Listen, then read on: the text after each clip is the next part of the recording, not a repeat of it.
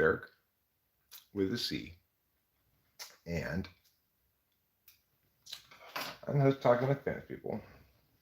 And also the proud respondent in this copyright claims board lawsuit. So I was wondering whether she was going to actually serve me or not, because she identified, she made clear to me that she had my address like a week ago or something. And it really shouldn't take long to serve me.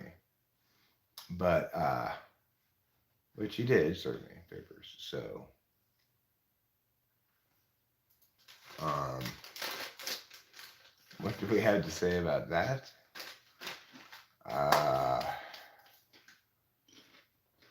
well, it's an interesting system she's chosen to engage here. Um, this copyright claims board is a um, is an alternative to federal court, and by taking this alternative, then whatever happens here is binding. You can't appeal it or anything like that. So I'll definitely take this option because I don't want her to go to federal court with me. Yeah. In federal court, she could, in theory, um, try to claim other kinds of damages besides just copyright stuff. So, in this copyright lawsuit, she makes a big point about how I'm cyberbullying her. As I've indicated before, telling the truth about somebody online or sharing your honest and justified opinion of that person online does not qualify as cyberbullying. I'm not bullying her. Everything I'm saying about her is responsive, right? I made a video. She got me a copyright strike and I had to go to copyright school. So I made a video saying, why does she have to be such a bee about everything, you know? And then, as far as I know, the next video that happened was a response to her emailing me that she wanted to sue me, you know? And everything since has been a response to some action or email of hers or whatever. So, obviously, I'm not engaged in a campaign of cyberbullying. I have like 9,000 videos or something, and only a few of them are about her, and they're all responsive to things that she did. Now, she was within her rights to copyright strike me and get me to go to copyright school, and I'm within my rights to say that's being unnecessarily like harsh about something that you have less harsh options available to you. But well, I was like, as soon as the lady honked her horn, I turned and looked around. And I thought, oh, I'm getting served, because I was using the pressure washer on the wall outside to get the gray stuff off of it. Concrete, I guess, might as well just call it concrete. The reason I don't call it concrete is because I'm not. Cameron says it's concrete, but I'm not 100% convinced. So I I just say gray stuff. That way I can't be wrong. But anyway, uh, I mean, Michelle Shocked is going to be in for some trouble, because for much of what is in her claim, I can either point out that it's counterfactual, like this notion that somehow I'm trying to use Michelle Shock's music to get myself typology clients is insane. And as counter evidence, I've got God knows how many typology videos up. You know, I've got one other video where I linked to something that's obscure that I was having trouble finding. That was an app that I found one time that converted this deprecated file format for like an old hardware DAT kind of thing, into WAV files. And I put up a link to that, and people were really appreciative of it. It got a good amount of views. You know, I thought of this as kind of the same capacity. You originally started to watch because of Michelle Shock's name being mentioned. I don't think that's true here. I think you were here before Michelle Shock's, probably. But if that is the case, well, I mean, I talk about a lot of different things. I mean, everybody had talked about consuming. I don't think so. So she's hyper litigious, and she doesn't she doesn't put the two and two together, but she expressly concedes that not only did it do no harm to her, while claiming that it does harm to her, but that it prevented myriad harms because she says right here somewhere, let's see.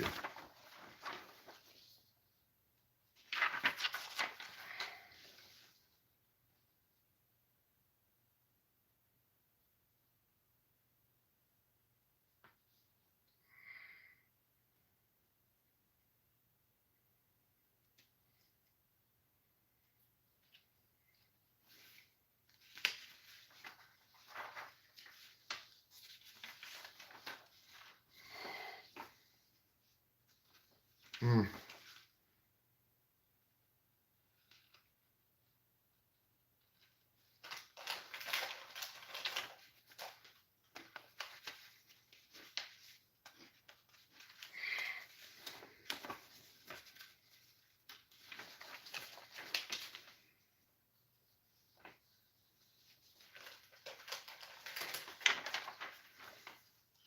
Well, she says somewhere in here that she filed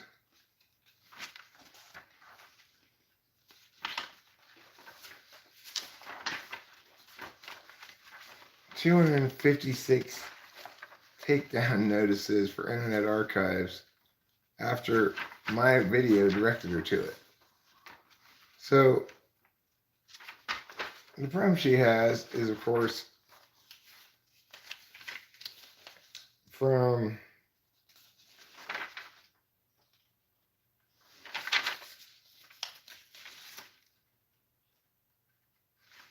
and she includes a bunch of irrelevant stuff here. I mean, it's only relevant to prove that she has ownership of it, I guess. Um,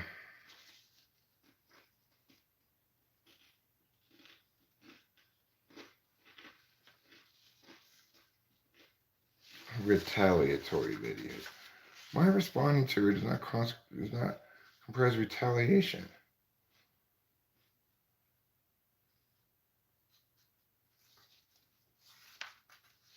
What's circumvision of technical measures? How am I circumventing technical measures? It makes no sense at all, right? No. Alright, anyway.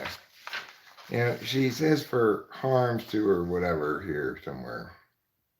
But,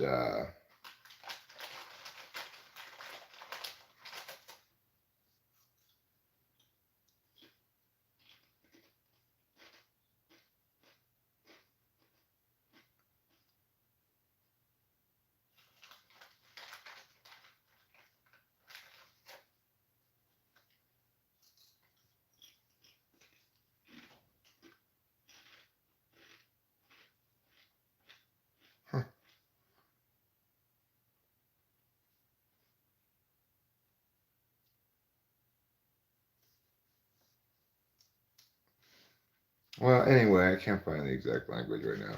I read through this thing. She's got no real case whatsoever. The reality is that, yes, I linked to her music on the Internet Archive. Obviously, if I was trying to facilitate illegal file sharing, I would have suggested people use a peer-to-peer service or something like that, right? or go on the dark web where there's plenty of, I'm sure, illegal copies of songs to be found. I did not do that. I went to the equivalent of Wikipedia, the Internet Archive, and given how litigious, hyper litigious she is about copyright claims, if I was wise, if it was correct of me to assume anything, it was correct to assume that anything up on the internet of Michelle Shocked was there because she let it be there because she's that strict about enforcing her copyright, you know? Yeah. So it's ridiculous to claim that I caused her harms in facilitating secondary copyright infringement when actually I'm the one who alerted her to the existence of this material that was up there against her will.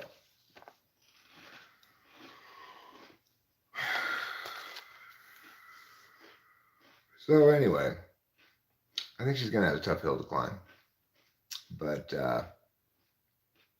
I don't think she's accustomed to dealing with anybody as articulate as I am. I'm gonna be able to articulate no unclear terms why we should dismiss this claptrap and award me $500 for my time and legal costs. Um, yeah, I'm not going to consult a lawyer, but I'm going to say, well, my time, my own legal mind it has value as well, and she should award me $500 just as a nominal indication by the court that they don't approve of her hyperlitigious nonsense. So it was sufficient, though, in impact. How come you like this kind of stuff, though? Why does it satisfy you to argue in court in this way? Well, because court's the one place where it's a real accountability forum. I can, you know, go line by line down her claim and point out how many things are counterfactual, how many things are irrelevant, and how the entire claim is predicated on the purported knowledge and information that she has that I willfully violated her copyright. But she provides no such knowledge and information. That's what she says.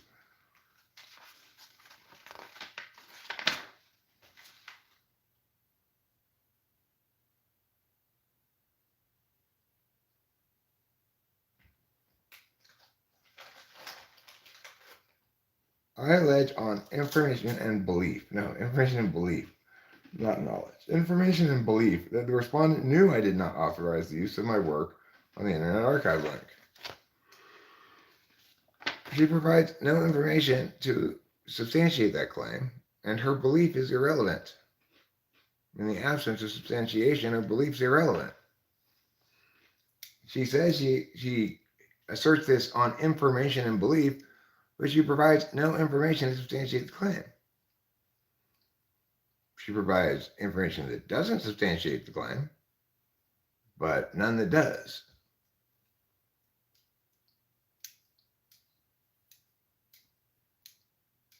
When I refer to it in the title as elusive, um, that doesn't indicate that I knew that the copies I had found were illegal, just that they were hard to find. So, when the whole basis of her claim that I knew this based on her information and belief. Well, and then she needs to provide some information then to back that up. She doesn't provide any information that does substantiate that.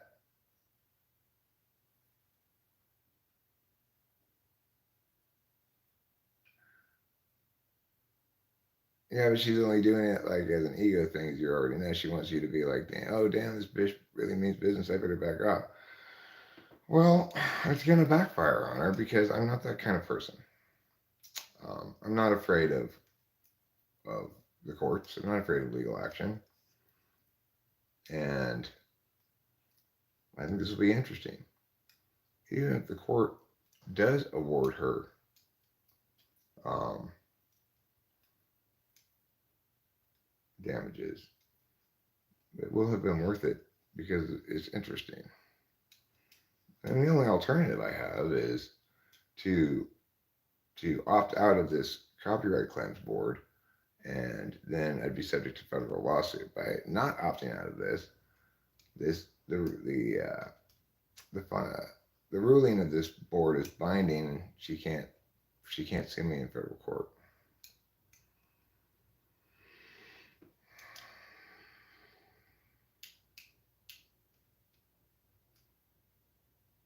And the thing is, she claims I'm harassing her, cyberbullying her, or something. But this document here says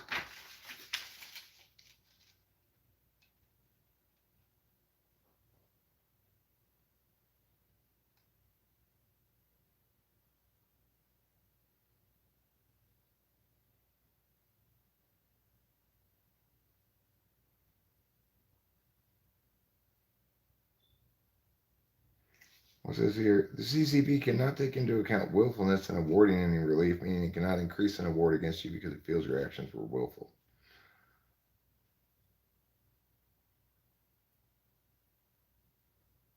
And this one, if the claim is one for infringement and the claimant is successful, the claimant can get actual damages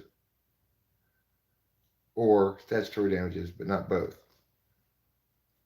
The claimants must make their choice and can change their choice before the CCB issues a final determination.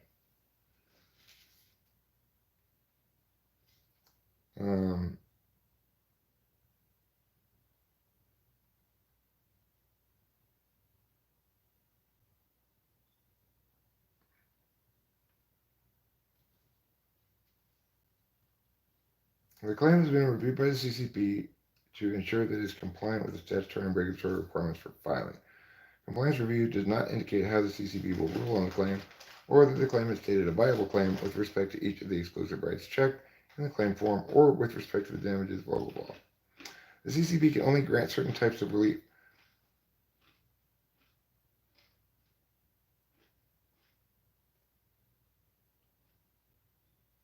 The CCB cannot award monetary amounts unrelated to copyright, such as punitive damages, interest, claims of physical or mental harm, lost wages, or harm to a brand. Well, that would seem to eliminate her whole cyberbullying thing from from relevance to their jurisdiction, even if they think it is.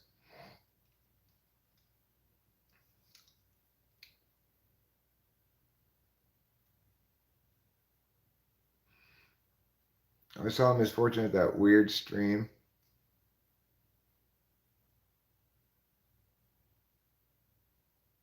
Okay, well, all right, it's supposed to be $100. That's fine.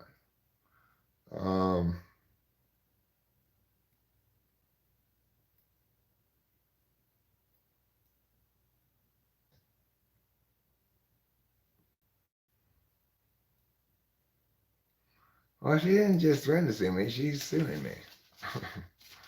She showed me papers, but she sued me in front of the Copyright Claims Board, not in front of a federal court. This is a three-judge panel. A three-judge panel. Well, my point is that these judges aren't going to like her bullshit at all, because what my response is going to be, I'm going to go line by line. Well, we'll see. I have to wait 60 days, and it automatically opts me into this.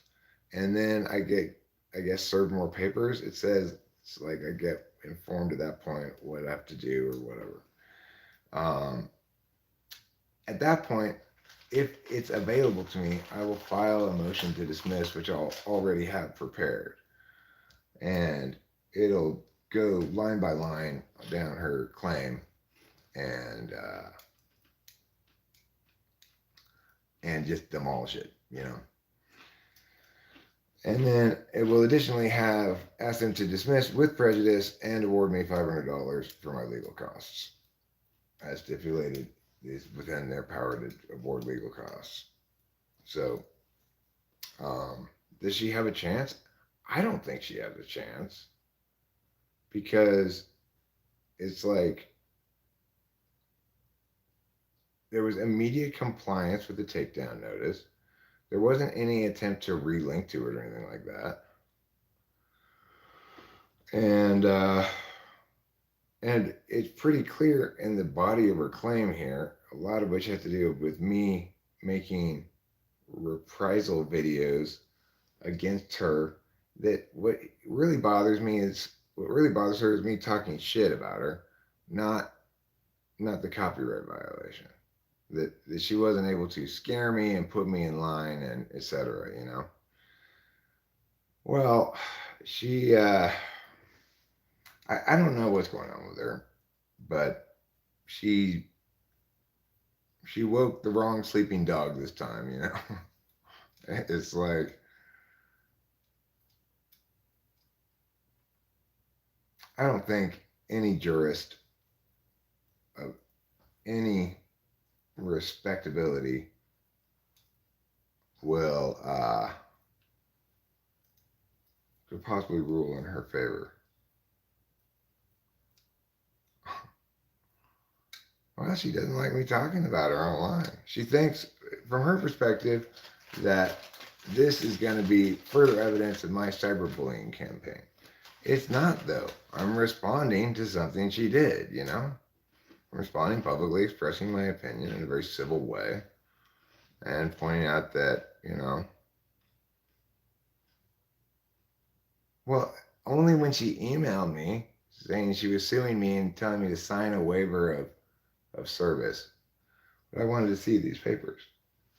I want to see them in paper form, not in digital attachments, you know. But no, it's like after the initial thing happened, I made a video and then I went on about my business doing other things like I always do, you know. The only reason she's still a subject of conversation around here is because she decided to sue me. And the thing is, her emails made it clear she genuinely does not seem to get it. She kept thinking I was trying to hide from her, that I didn't want her to serve me favor, didn't want to go to court. That's why I wouldn't sign that thing. Well, I mean, I guess in an ideal world,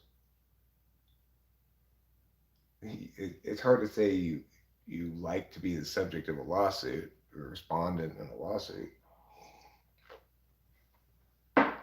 but someone has to stand up to her, put a stop to this kind of nonsense, you know. Yeah, you really not. You didn't do what you like claimed. Right. You know, the thing is, when she's claiming that somehow I'm involved with the Internet Archive, she's just going wackadoodle, you know. I obviously have nothing to do with the Internet Archive, and there are no such thing as people having Internet Archive channels. So,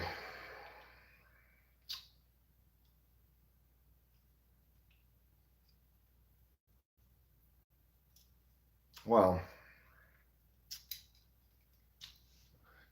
that may be the case here, Lamb, but hopefully she's ended up screwing herself here.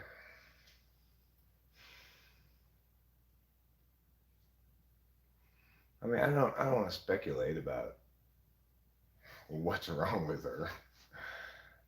She's very angry about copyright stuff, obviously, and doesn't like me talking about her. This is not uncommon for people who are very unreasonable to freak out when I talk about them. But that doesn't mean she's necessarily that way, you know. I think it's not unreasonable to conclude that, but Yeah. you know, I don't know the woman. I've never spoken to her.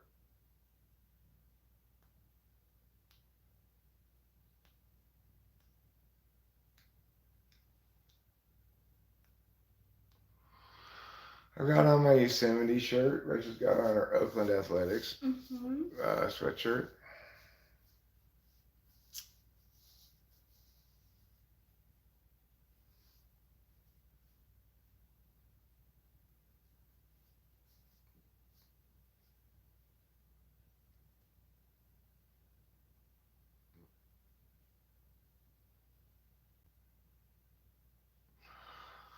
So,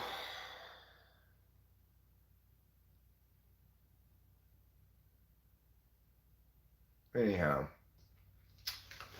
now that's on my mind, so.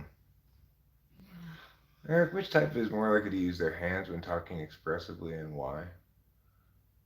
Well, I use my hands a lot when I'm standing up and talking, but I don't use my hands so much when I'm sitting down and talking. I would guess probably higher FE people, but probably more FESI people use their hands a lot when talking. Mm. ESFJs, maybe? ISFJs? I don't know. It's an interesting question. I don't have a very good answer for it. The thing is, Misfortune, she didn't somehow stumble upon it. Oh, you mean me, the Internet Archiver? Yeah. She was alerted to the fact the Internet Archive had her music by my video. Like I was hoping to alert everybody, but I at the time I didn't know she was the way she was. I hadn't run afoul of her yet.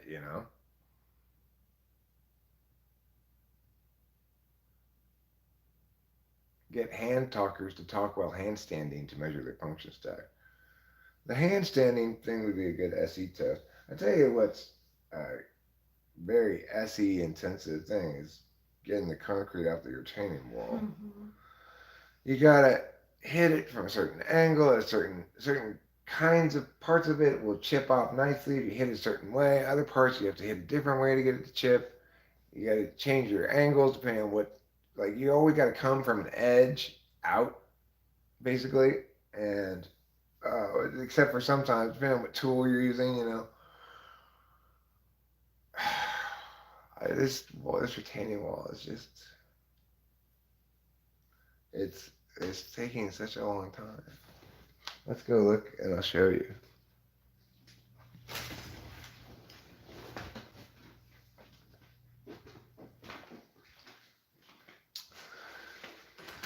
I put in a few hours on it today already, but you can see there's still plenty of gray stuff on the wall.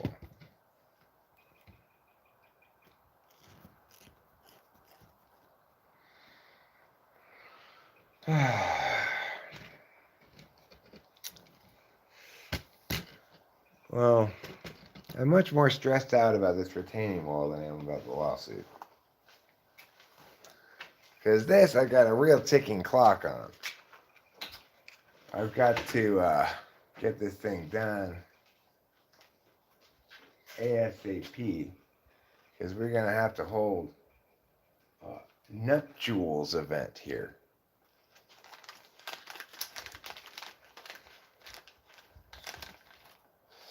You don't often hear a wedding referred to as a nuptials event. Well, that's more fancy than a wedding. It's a nuptials gala. That's what it is. Oh, a gala. Mm-hmm.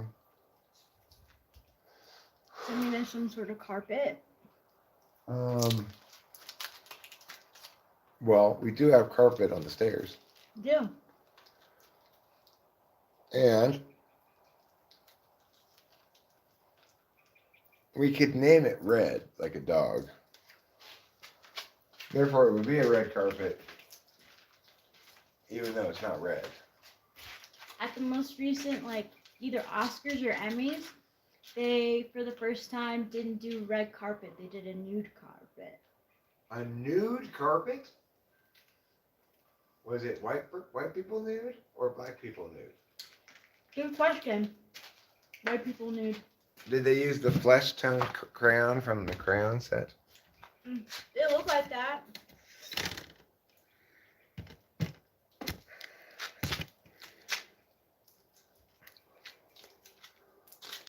I used a flesh tone curler from the crayon set. I guess that makes me a racist. They don't have that color anymore. They did when I was a kid. They had flesh tone, just called flesh, and it was like this color. And then people were like, "Well, not everybody has the same color scarf." Well, you know, it's flesh for regular people.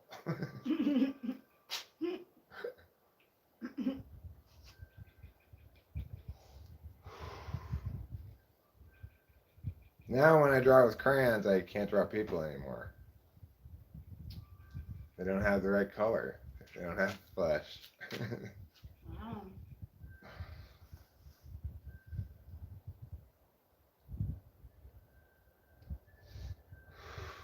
I treat a crayon's color name as kind of like a command. You must color only flesh with this.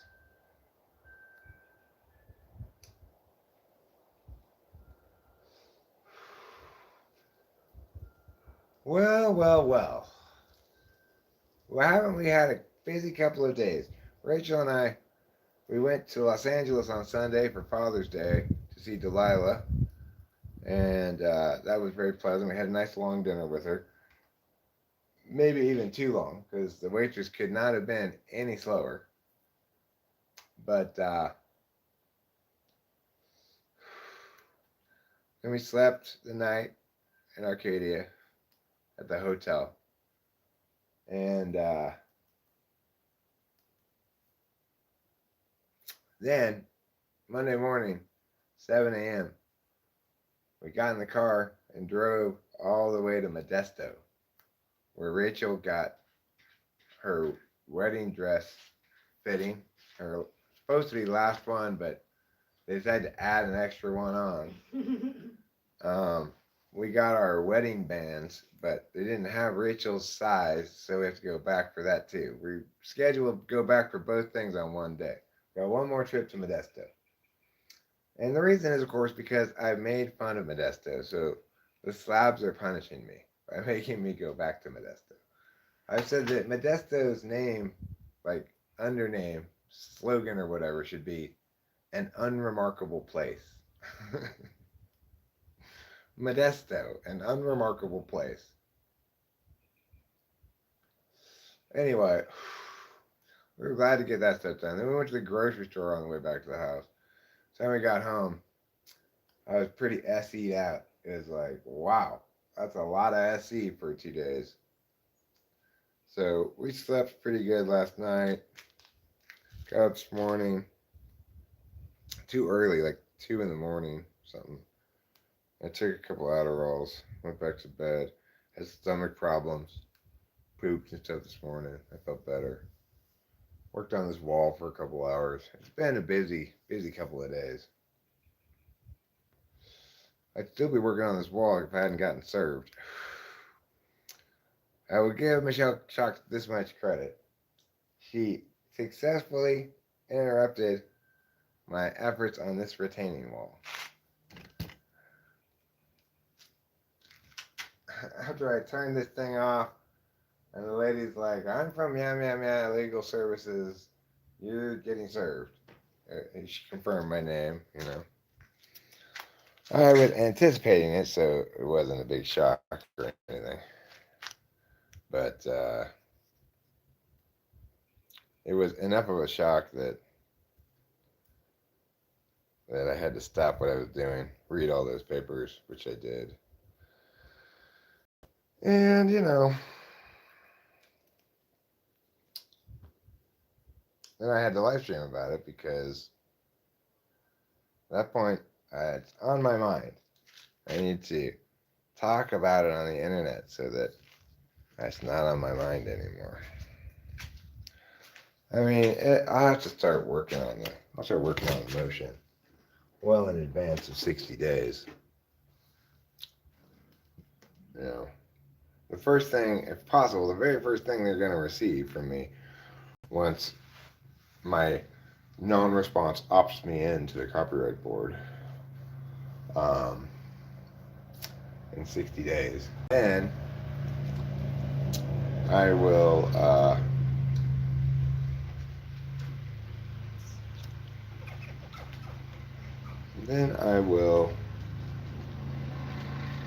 hopefully the first thing they see will be my motion to dismiss, which will already be written out and will be comprehensive, thorough, and ass-kicking.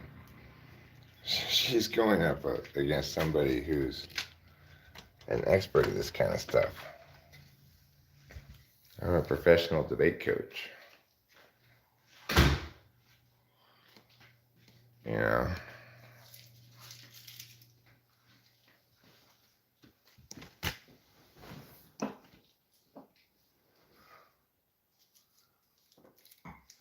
Let's see.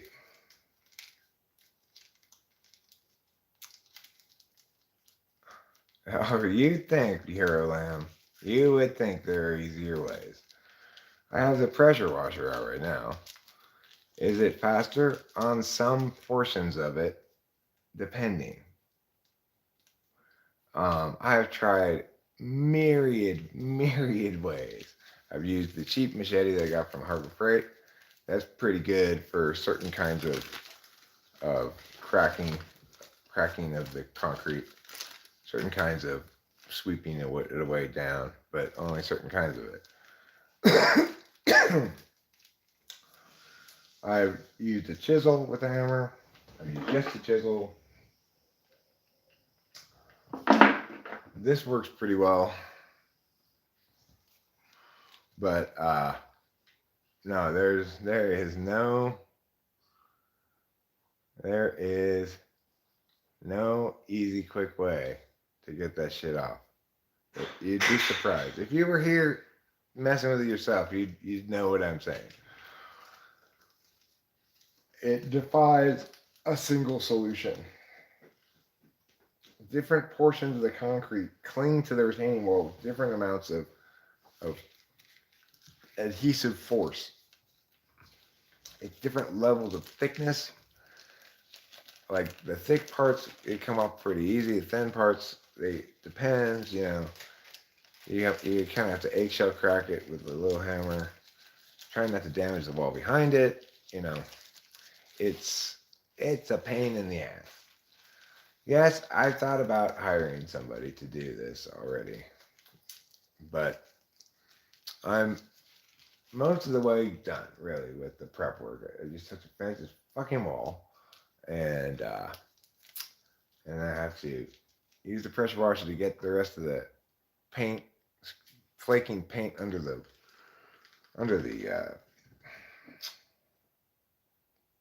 rain gutters, and just hit it with the exterior white. That'll be quick. You hate people who mow lawns? Well, you don't need to hate us then, Hero Lamb, because we don't mow our lawn. Nope.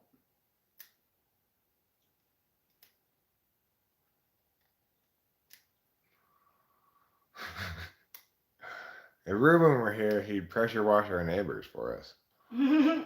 Well, one thing I don't love about the pressure washer, of course, is that it uses a lot of water. But at the moment, California is as water rich as it's ever been, and I got to get that shit off of the wall. Just all there is to it. Yeah. It has been laughing at me for months now, mocking me every time I walk outside, saying, "I thought you were going to take all of us off, Eric." Yes. I go, "I'm trying to, you fucking concrete." Anyway, a lot of water. Sounds like a town near us, actually, called Nippanawana. Nippanawana, the town near us. Anyway, it's Michelle Shocked is in a bit of an unfortunate position from her strategic perspective because I'm not very concerned about losing. So, you know, she's not really probably accomplished what she'd like me to accomplish, which she'd like to accomplish, which is to get me to go, oh no, I'm in trouble. But, you know, um,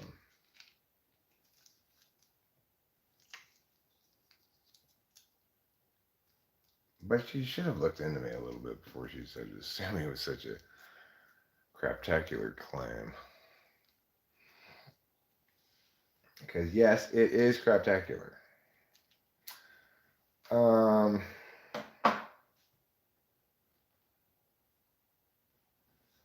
I mean, she must diligently not watch anything at all or look into me at all to make the claim she's making. And also to have made the decision she made because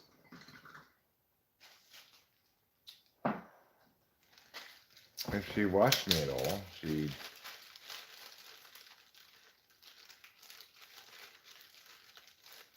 there's any lack of checks and balances before proceeding.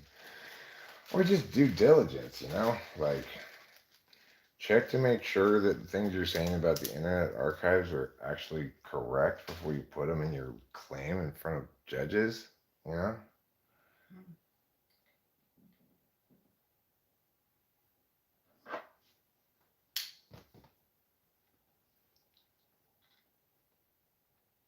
So, and it's one of my points I'm going to make in a motion to dismiss is that this woman, the, the bulk of her evidence that she provides, almost all of it, is in support of her claim that I'm harassing, retaliating, whatever. But that's not a copyright claim. And as far as evidence substantiating her copyright claim, she has zero. No.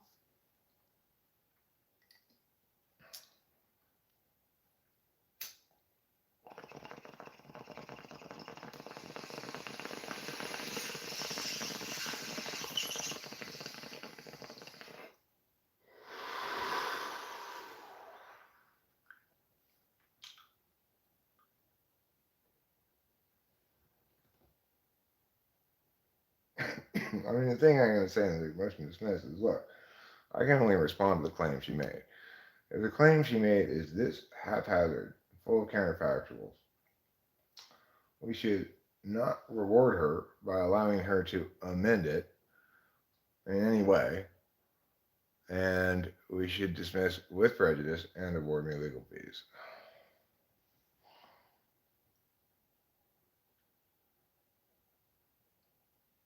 So I think that's probably going to win the argument right there, because my response to her claim is going to be line by line detailed exactly what's wrong with every single fucking thing she says.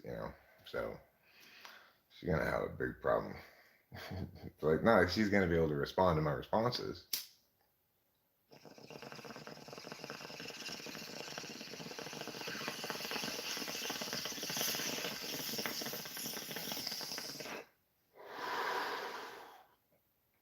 I mean, if we were to take her understanding of terms as correct, this would be considered bullying and harassing her. Even though I'm obviously not bullying or harassing her, she's suing me.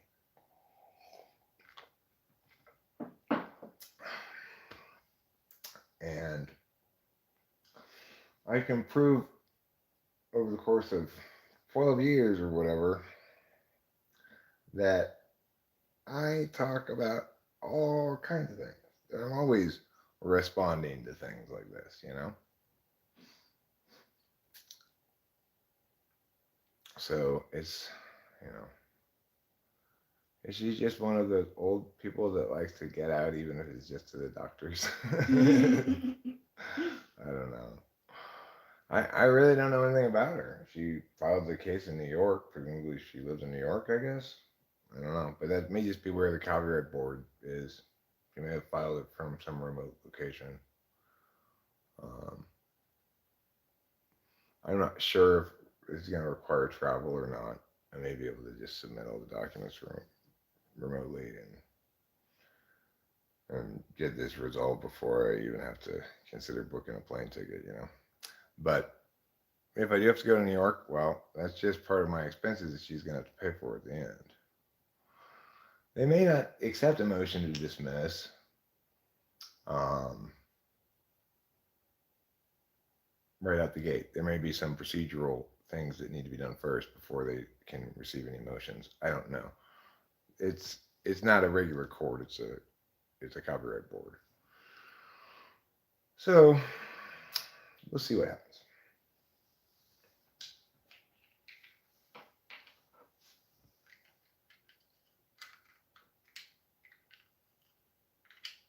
But you know, I see this as a battle between the importance of an empowered, transparent public discourse environment where people can talk about things that they want to talk about over an individual's desire to control all the narrative about them. The only people who want to prevent you from talking about them are people who are have things they want to hide, you know? Yeah. I don't people talk about me, I don't care. I wish they'd talk about me more. Me too. You know. But As long as you don't forget me when you're big. of course not, darling. Of course not. I'm too old and wise for that. I'm also an SI type of FI is an absolute value. Unconscious. So you don't gotta worry about that. Think about all the horrible relationships I've already stayed in. Why would I leave this good one? Point. I'm very, very reluctant to leave a relationship, no matter what kind of relationship it is. Oh, whether she's suing me, Alien 60 in copyright court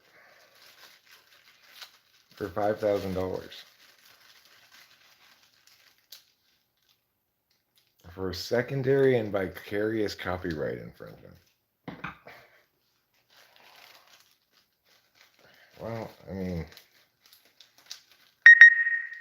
obviously, YouTube agreed to her that I was linking to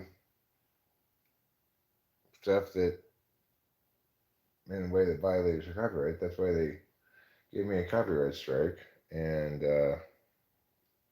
made me go to copyright school, which in any normal, sane world would be the end of it. You know, that's already like the harshest of multiple choices she could have made. But what she didn't like, in my opinion, is me talking about it, talking about her. And, well, you can buy it from her for $250 a CD. Whoa.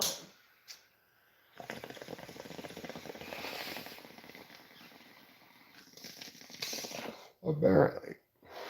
That's what I say in the description of the video that you got taken down. I'm like, oh, this is really hard to find. I guess Michelle Shark really wants to sell 1,000 CDs at $250 a piece. So I guess that must be her thing. But you know, I just said it was elusive, not illegal. There's no reasonable burden. There's no reasonable burden on me to look into the Internet Archive to see whether or not their copies of Michelle Shock's music are legally sourced. There's no reason for me to assume. It's not like I went to a P2P website where I'm using a person-to-person sharing network to illegally share MP3s of songs. Like I went to Napster, old school Napster or something. Not like I said, go use the dark web.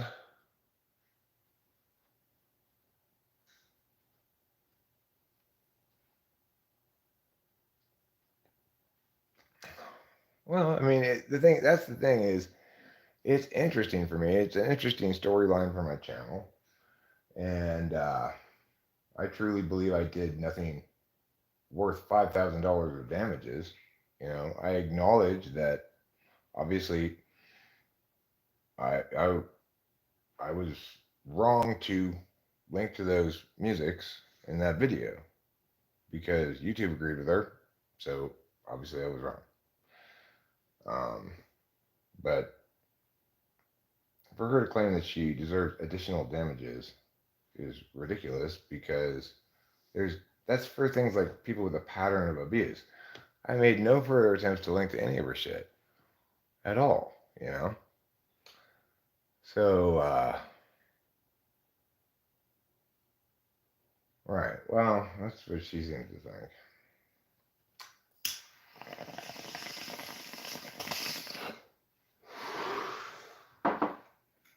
I wonder if she'll cite my reading her emails out loud on the internet as an example of me abusing her. If you write emails that make you look really bad, you can't complain when someone uses them to make you look bad. I didn't want to name her songs because God knows what she'd consider a copyright infringement. It's true. Um, but I mean, I, to the best as well as I can remember her stuff, I haven't listened to it in ages. Um, but I guess I might have listened to it when I found it at that point, some of it anyway.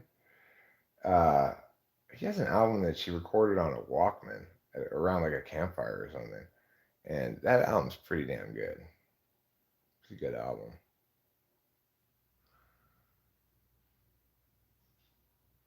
But it's like I said, it's been a long time since I've had access to it. I'm not gonna pay $250 for it.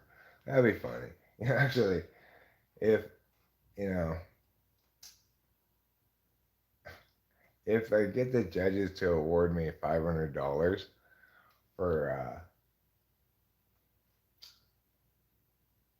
for my legal expenses, then I will use $250 of it to buy one of her CDs. Wow, that's good. That would really be just shitting in a soup. Now you gotta send me one of your CDs.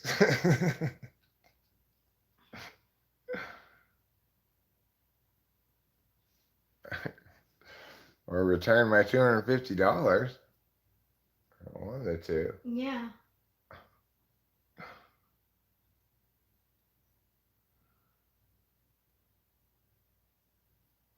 You don't have to go through the whole YouTube archive to find out if you're reusing someone's work. I'm not. I never did in that video. I just linked to her shit on the Internet Archive.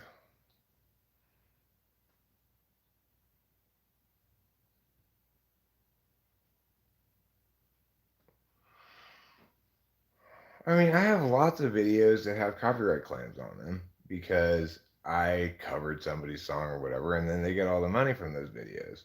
That's how almost everybody deals with YouTube stuff, but not her. I respect her property rights. I haven't attempted to violate her copyright again, that's for sure. Um,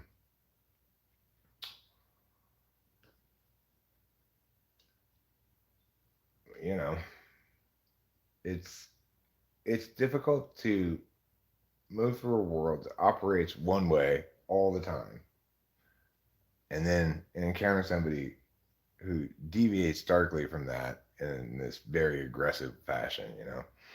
You can't really anticipate that. Um, Obviously, I'm a busy YouTuber in terms of making videos and stuff, uploading random stuff. And it's very obvious that almost all of my content is original content. almost none of it has anything to do with anybody else at all. To the extent that I use other people's stuff, it's like singing covers on a live stream, which then the artist who wrote that song gets all the money from it. So, like For No One, when we sang that song by Paul McCartney and John Lennon and by the Beatles, uh, it gives Paul McCartney all the money, or somebody who owns it. I don't know who owns it now.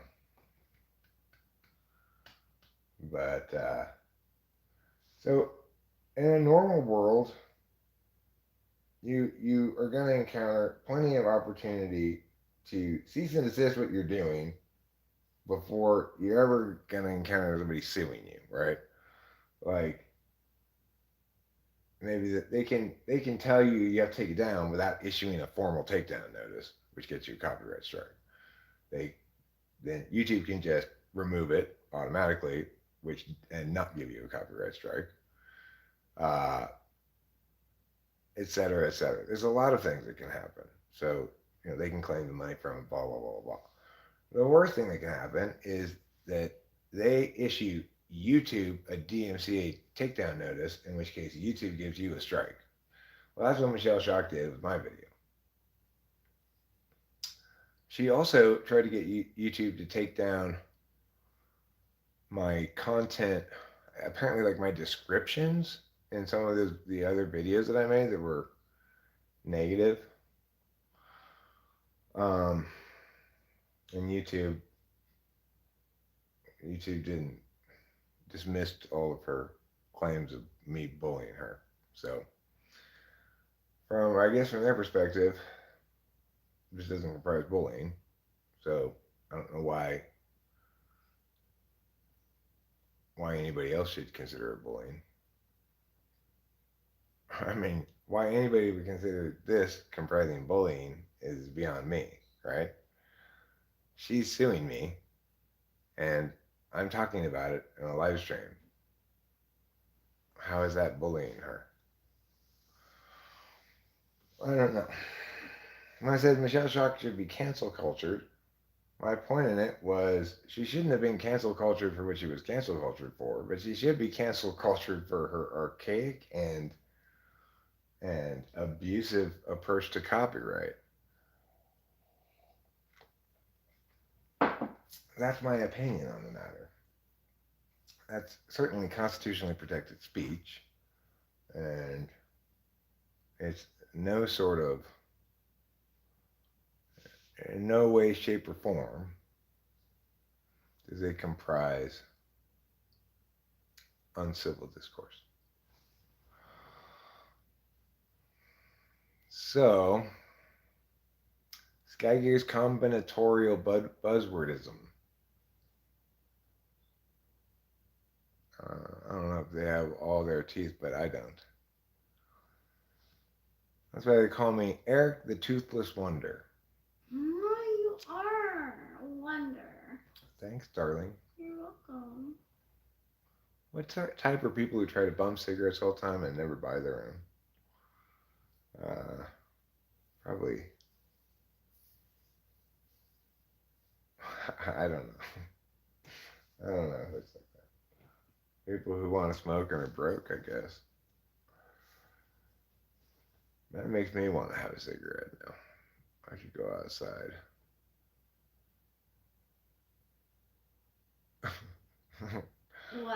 Well, here I am. Or maybe I did for that reason. At least partially for that reason. It's hard to say. I mean, I do have a history of being a meth addict. That was a long time ago. So, anyway, we all go through phases. Some of them are,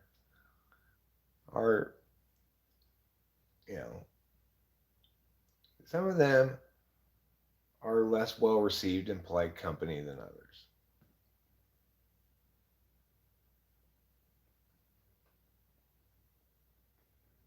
You know, like you don't go to the Queen's Palace for a ball and say, "Hey, want to hear about my meth addict years?"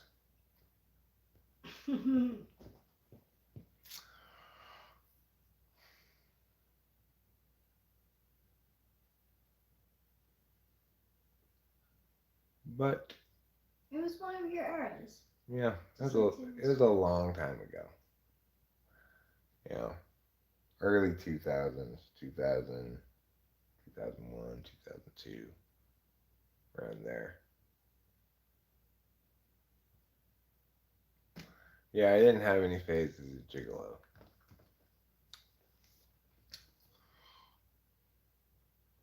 I think gigolos have to be beefcakes, probably. I'm not really a beefcake so much as a pork cake. You know, I am baby pig poop face after all. Okay, let's go outside. Let's have a cigarette. Let's enjoy smoking together. Together, you and I can enjoy smoking.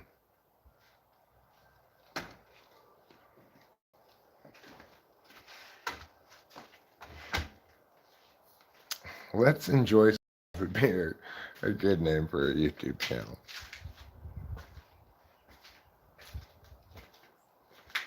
I cannot figure out what is going on with the YouTube short algorithm. It keeps picking it. It says like, oh, ad suitability limited on the short. On shorts that I have, there's like one there I say, I think couture is a French word that means more expensive. I got an ad suitability on that short. I got an ad suitability on a short where I say, this is Americana at its finest. And I show this train and go across to the field and to me. I got an ad suitability on that. Meanwhile, on this other video where I say, how long can it possibly take to try on a dress? I have no choice but to pull bomb rips here in the parking lot. That got greened fine. So what are you doing, YouTube Shorts thing? You're getting things totally wrong. Yes, I could request a review, but I don't know if I want to request a review. I don't know what happens if you don't win it, you know? Or also, I haven't checked to see how this one's doing. I made a short saying just because it's women's tennis, you shouldn't call it hoe logic because there was this women's tennis game we were watching. It said on the court, hoe logic. HOLOGIC.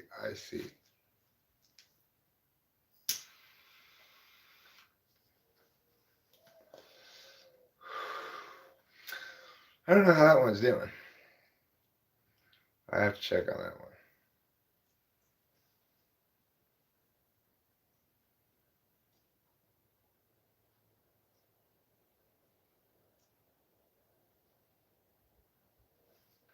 How do you apply to become a gigolo?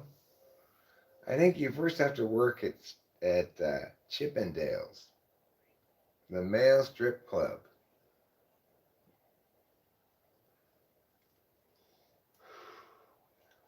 Then some of the ladies can hire you to go home and poke them. But before you can get a job at Chippendales, the male strip club, you have to be a beefcake. So you're going to have to make your muscles big, you know. When I applied at Chippendales, they said, sorry, you're not enough of a beefcake. There ended my dream of being a male stripper.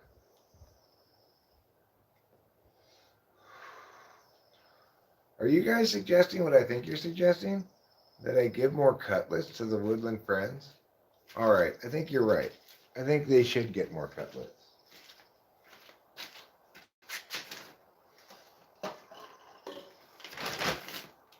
First, I will pour the cutlets.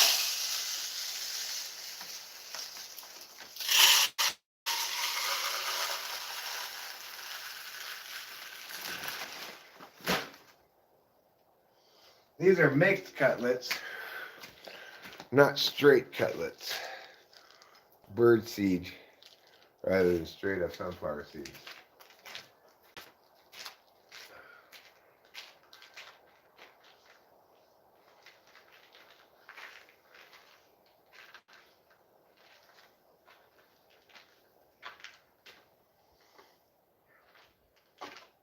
There.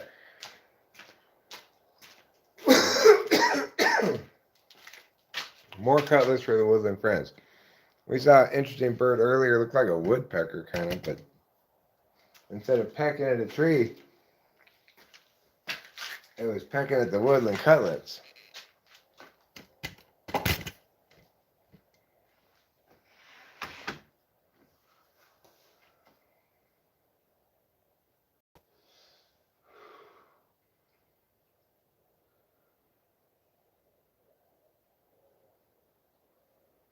I mean, I don't think this woman can actually think she's got a good case for deserving $5,000.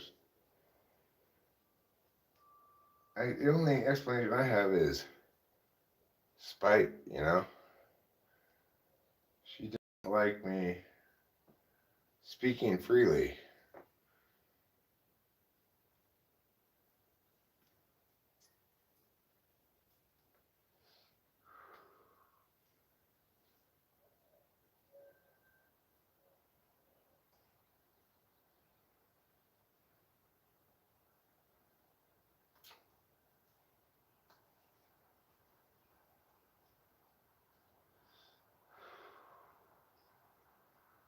Anyhow, it really makes you think about the world. Like, I'm kind of invulnerable at this point because of the way she sued me in this one. Since I'm not going to opt out, this is the end of the line of any legal action for me around this case at all. So it's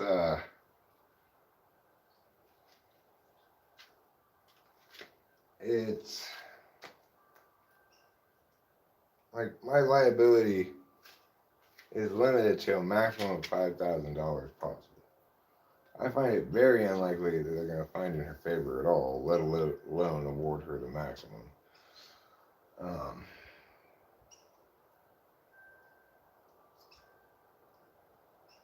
But I guess if they award her something, it's a victory for her. But I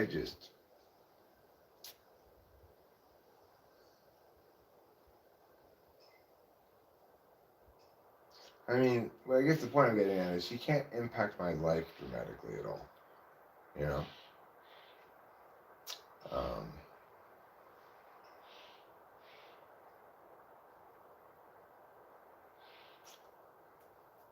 she's forsaken any opportunity to sue me in federal court where she might get some crazy sympathetic jury or something, you know? So, although I think that's unlikely too. So, I feel safe, you know, knowing the full scope of my possible liability is nice. It comforts me. And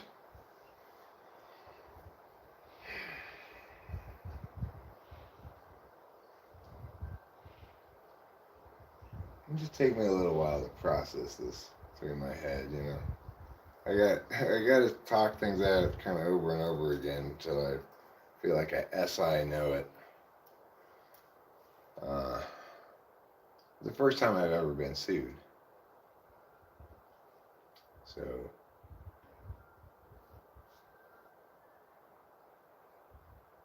you know, it does kind of lease a lot of headspace for an afternoon or so. Maybe more than ideally it would, because ideally I'd be knocking concrete off the retaining wall right now. That's some That concrete, boy, I never wish, I don't wish this fate even on Michelle Shocked. I would not wish this fate on anybody. Having some idiots put concrete on your retaining wall, covering over all the drainage holes, and then you have to take it off and you gotta like chip it away. Oh my god. What a pain in the ass. How long have I been chipping away at this wall for? A million years now? Yeah. 1,000,000 years I've been chipping away at this.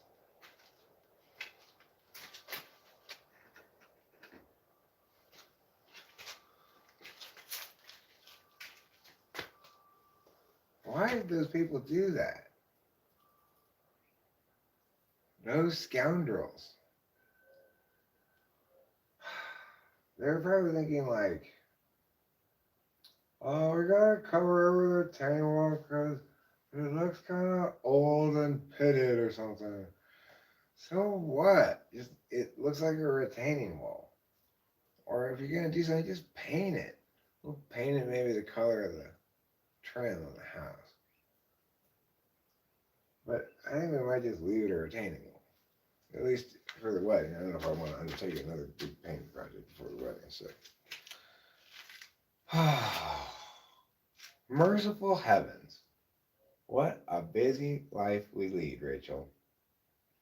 You and I are as busy as Birdie and Bessie Busybody from Busytown, New York.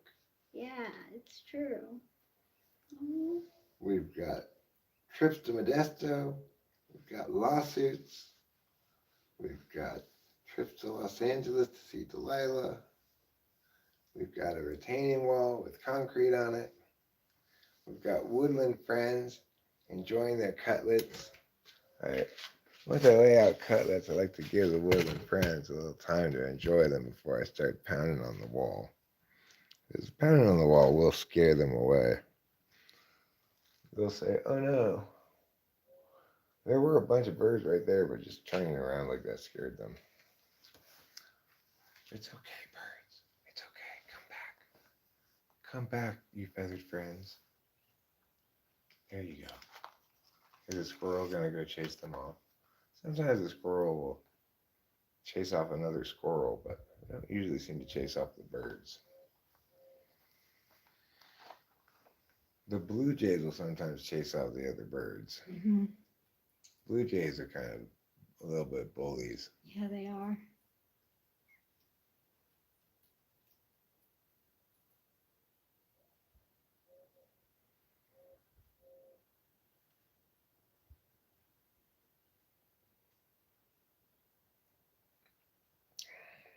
But yeah, this is the first time today we saw what appeared to be a woodpecker. Had a red head, black body, white chest. Seemed to have kind of a longer beak than a normal bird. I couldn't see that well from a distance, but and it was not pecking. It was just biting the seeds like a regular bird. So I don't know woodpeckers did that. Maybe they do. Maybe it wasn't a woodpecker. It looks so much like one. Yeah, it did look a lot like a woodpecker. It could be a different kind though, you're right. It could be a Yosemite Valley faux woodpecker. Ooh, Yosemite faux woodpecker? Yeah. It looks like a woodpecker, but it's actually just a regular bird. Oh.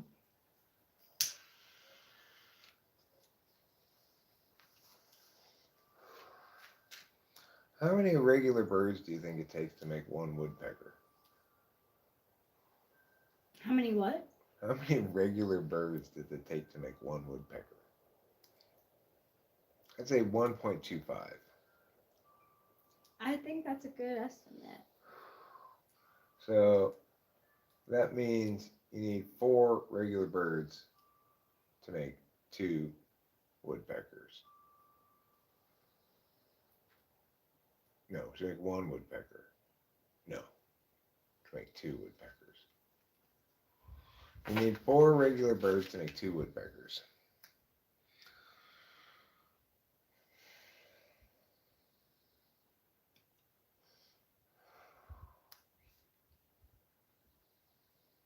No, but see, if that were true, then 2 regular birds make 1 woodpecker. 2 regular birds makes 2.5 woodpeckers. So 4 regular birds. One. No, that's wrong. It takes 1.25 regular birds to make 1 woodpecker. So if you have 5 regular birds, you can get 4 woodpeckers. Yes, I've got it correct. For 5 regular birds, you can make 4 woodpeckers. That's a pretty good conversion rate. Yeah, that is.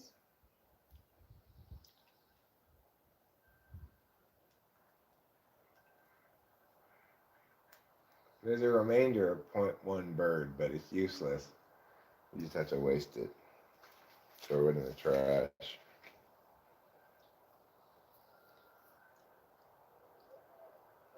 For years now, people have been sighing, shaking their heads, saying, where did that remainder come from?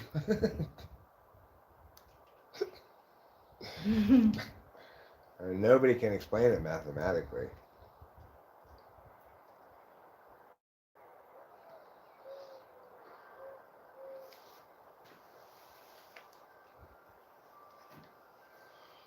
But you know, it's resulted in a lot more conversation about remainders. That's always good. That is always bad. Help keep people up to date with their math terms.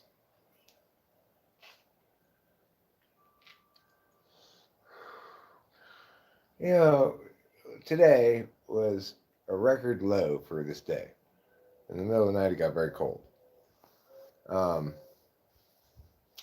I was thinking as I was chipping the wall earlier, there really are 4 records that they should articulate, but they only articulate 2 normally.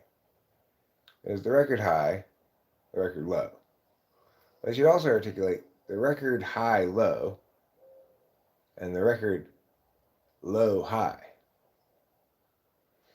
So like we had a record low. That means it never got colder than last night on that day in temperature recorded history. But what was the highest low on that day? That's just as significant a number as the lowest low. And what's the lowest high? That's just as informative about the temperature as the highest high. But we don't hear about those ones. No.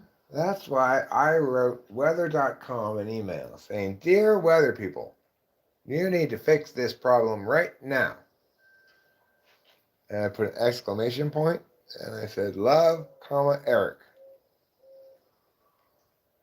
Hopefully they get on it. Has anybody else ever thought that too? Like, aren't we being cheated to 2 records? I think we are. There's only 8 people here, which is a shame because this is really insightful stuff about the weather, and the whole world should hear it. The whole world should know that the weather people have conspired to deny us 2 of our numbers that we should have.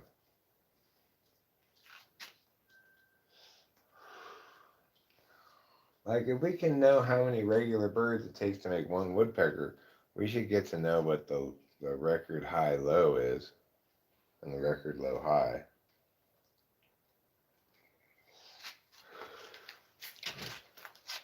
If the bird people can do that, the weather people can do that too. That's a good point. Yeah.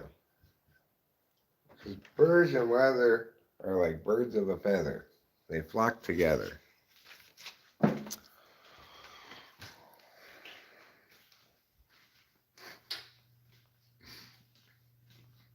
I wonder if my commentary on birds and weather comprises retaliation against Michelle Schacht.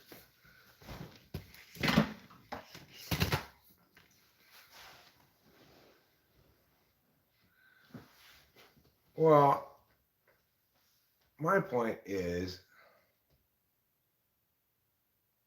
well, not in the papers here. She's named Michelle Schacht. So I'll call her what the papers call her, you know. Maybe she legally changed her name. I'm not sure. If she did, I wouldn't want to dead name her. You know, that's considered rude amongst people who have had their name changed. Community of name changees. People named Enos Richard. There's a pitcher for the Oakland A's named Richard Lovelady. Yeah, there is. Dick Lovelady. His parents thought that was a good idea. I mean, if your last name's Lovelady, what are you gonna do? Yeah, what are you gonna do?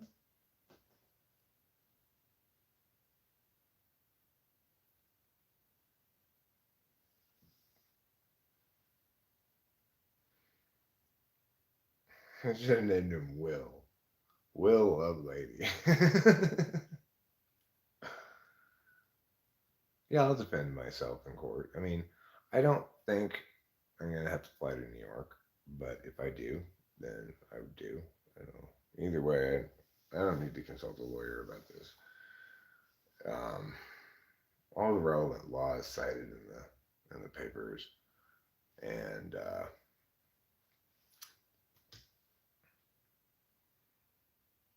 and all I just have to do is respond to her claim with the facts, and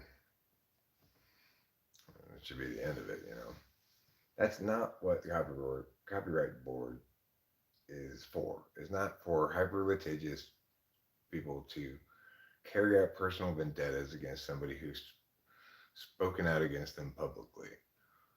It's awarding her any money would have a silencing effect. It's unacceptable. She's made it clear by vastly providing vastly more substantiation on her harassment claim than she provides on any copyright claim. That the real reason she's suing me is because she doesn't like what I'm saying about her.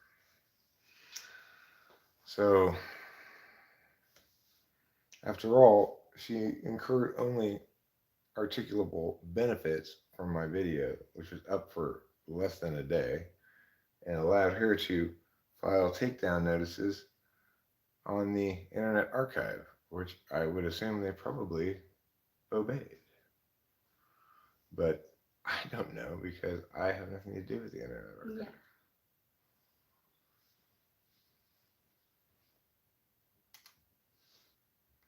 Regardless,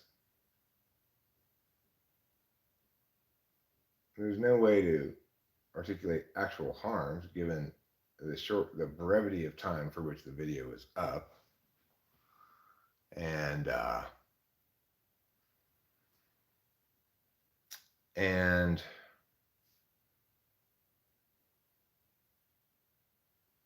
and the fact that those files were available for who knows how long before I made that video, and therefore my making that video had the effect of stopping ongoing copyright infringement by the Internet Archive. Certainly, I didn't benefit from it in any way. I got a copyright strike and I had to go to copyright school.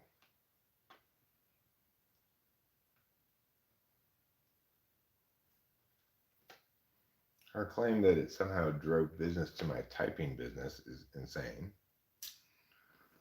That's why I have all those typology videos and typing sessions and things. That's what drums up business for my typing sessions.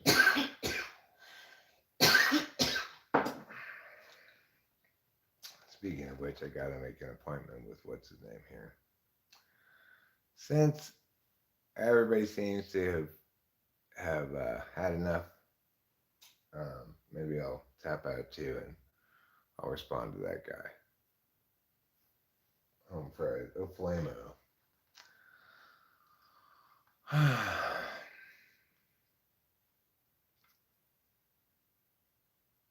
don't want to sue YouTube. I'm not hyper litigious. I like YouTube. I should sue YouTube telling them that they need to provide me content. Mhm. I don't need to sue them for that. I have plenty of content. Lack of content is not one of my problems. No. Okay, I'll see y'all later, and I will respond to that guy who